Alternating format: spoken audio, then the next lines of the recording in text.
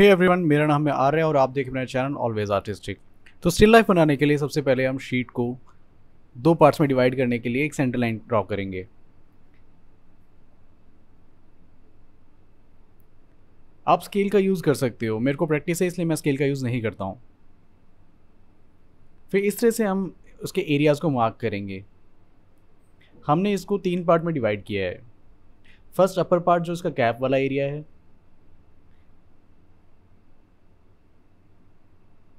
उसके बाद नीचे ये वाला पार्ट जो आएगा ये इसका फेस आएगा मग का। अब लास्ट में नीचे का लोअर पार्ट।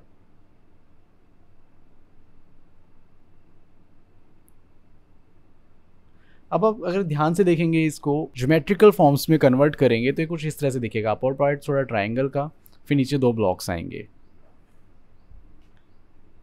इसके बाद हम धीरे धीरे इसको फिनिशिंग देना स्टार्ट करेंगे। जो इसका अपर पार्ट है, जो कैप वाला एरिया है, ये एक डूम की शेप का है।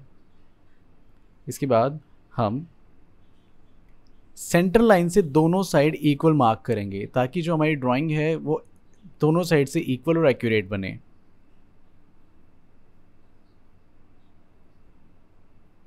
लाइंस ड्रॉ करते वक्त आपको ध्यान रखना है कि पेंसिल्स बहुत लाइट चलाएं।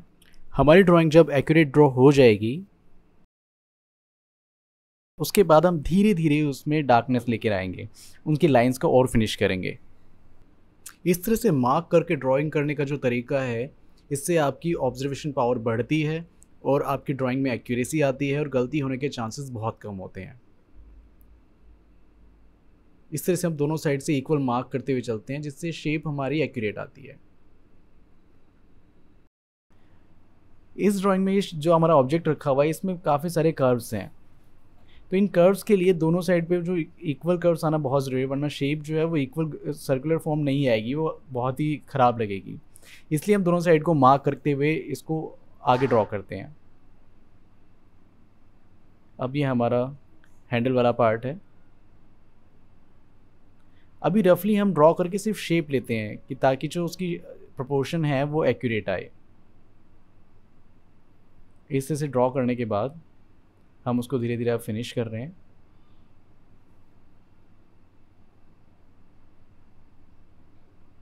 ध्यान रखें, आपको बहुत ज़्यादा ऑब्जर्व करना है, जल्दबाजी नहीं करनी है इसमें। अब इसके कैप में आप देखेंगे इस तरह से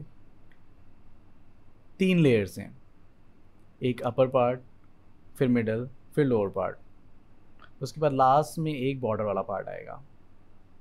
तो इस तरह से इसको हम डिवाइड करेंगे अलग अलग पार्ट्स में। अब हमारा बेसिक स्ट्रक्चर तैयार हो चुका है। अब हम इनकी लाइंस को, ड्राइंग्स को और एक्यूरेट करेंगे और इनको फिनिशिंग देंगे।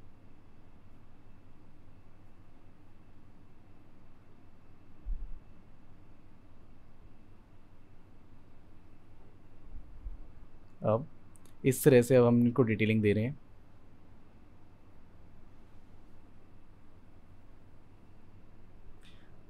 स्टिल लाइफ में बहुत ज़रूरी है कि आप ऑब्जेक्ट के मटेरियल को बहुत ध्यान से ऑब्जर्व करें और ऑब्जेक्ट को की ड्राइंग्स को, फॉर्म्स को अच्छे से ऑब्जर्व करें। जैसे कि मैं लास्ट वीडियो में आपको बता चुका हूँ कि अगर आप स्टील का इफेक्ट दे रहे हैं तो हमारी ड्राइंग्स में, स्टिल लाइफ में हमें स्टील का इफेक्ट दिखाई देना चाहिए। आज हम जो बना रहे हैं वो सेरामिक पोट है, एक कप है जो सेरामिक का है और उसके ऊपर ये सिलिकॉन रबड़ की ऊपर कैप है। तो हमें ध्यान रखना है कि नीचे जो हमारा पार्ट बनेगा जो कप वाला है वो सेरामिक का हो और अपर पार्ट रबड़ का, वो इफ़ेक्ट हमारी ड्राइंग्स में भी दिखे। अभी हम स्टिल लाइफ में सिर्फ एक ऑब्जेक्ट को रख कर ड्राइंग कर रहे हैं। धीरे धीरे हम अपने ऑब्जेक्ट्स को बढ़ाएंगे। जैसे कि आर्ट कॉलेजेस में जो एंट्रेंस टेस्ट होते हैं उनके अंदर आपने देखा होगा कि वो 3-4 ऑब्जेक्ट सामने रखते हैं और आपको उनको ड्रॉ करना होता है। और सबका मटेरियल जो होता है, क्वालिटी होती है, वो सबकी अलग होती है। कोई स्टील होता है, कोई प्लास्टिक होता है, इस टाइप से सब अलग अलग होता है। तो सेम अभी हम सीखने के लिए अलग अलग ऑब्जेक्ट्स को रख के उनको ड्रॉ करके प्रैक्टिस कर रहे हैं। धीरे धीरे हम जैसे जैसे हमारे क्लासेस आगे बढ़ेंगे, ट्यूटोरियल्स और आगे बनेंगे, हम ऑब्जेक्ट्स को, उनकी क्वांटिटी को बढ़ाते देंगे। अभी हम एक ऑब्जेक्ट कर रहे हैं, फिर हम धीरे धीरे 2, 3, 4 ऐसे ऑब्जेक्ट बढ़ाते जाएंगे। आप देखेंगे इस कप में नीचे जो स्कार्फ वाला एरिया है वहाँ पे बहुत सारे फ्लावर्स बने हुए हैं, उस पर डिटेलिंग से काफ़ी। तो हमें इन बातों का ध्यान रखना है। इनसे क्या होता है, हमारे जो स्टिल लाइफ है वो और ज़्यादा सुंदर बनता है और उतना ही रियलिस्टिक बनता है। अपनी स्किल डेवलप करने के लिए और ऑब्जर्वेशन पावर बढ़ाने के लिए ये सबसे अच्छा तरीका है। आप स्टिल लाइफ करते टाइम एक एक बारीकियों को ध्यान से देखें। अब हम लाइंस को 4B पेंसिल से डार्क कर रहे हैं।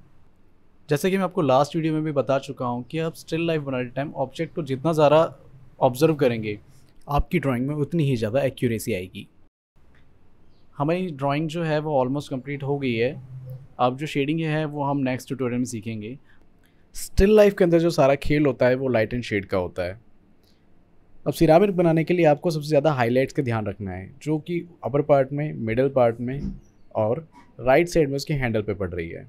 ये वो पार्ट्स हैं जो हमारी स्टिल लाइफ में सबसे ज़्यादा हाईलाइट होने वाले पार्ट्स हैं। अब इसके लिए जब हम पेंसिल से स्टिल लाइफ बनाते हैं तो हम अलग से कोई वाइट कलर या कुछ ऑयल पेस्टल या ड्राई पेस्टल यूज़ नहीं करते हैं। तो हमें ध्यान रखना है कि हमारी शीट पे सबसे ज़्यादा वाइट पोर्शन वो हमारी शीट का है, तो हमें पेपर वाइट छोड़ते हुए शेडिंग को आगे करना कंटिन्यू स्टार्ट करना है। इन कुछ छोटी छोटी बातों का ध्यान हमें स्टिल लाइफ करते वक्त रखना है। बाकी शेडिंग की इन्फॉर्मेशन मैं आपको नेक्स्ट वीडियो में दूंगा, और मैं आपको नेक्स्ट वीडियो में सिखाऊंगा कि कैसे मैं अपर पार्ट में सिलिकॉन इफेक्ट दूंगा, रबड़ इफेक्ट, और नीचे वाले पार्ट के अंदर मैं सिरामिक इफेक्ट दूंगा, और दोनों को कैसे मैं एक दूसरे से सेपरेट करूंगा शेडिंग की मदद से। आई होप आपने वीडियो से काफ़ी कुछ सीखा होगा। तो मिलते हैं अगली वीडियो में, तब तक के लिए बाय।